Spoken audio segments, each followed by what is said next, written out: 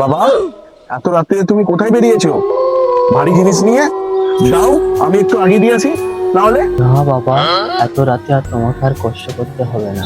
আরে কোনো সমস্যা নেই, তুমি বৃদ্ধ মানুষ, দাও আমাকে দাও, আমি নিয়ে যাই। এই ছেলে, আমি ভূত। তোর ব্যবহারে আমি খুশি হয়েছি। বল তোর কি লাগবে? একটা রাশিয়ান মাগি লাগবে, না তোর দুটো হাত সমান লাগবে? আমার রাশিয়ান মেয়ে লাগবে না, আমার এই হাত দুটো সমান থাকলে ওরকম অনেক রাশিয়ানকে আমি দেখে নেবো। আচ্ছা তাই, ঠিক আছে, তাই করে দিচ্ছি।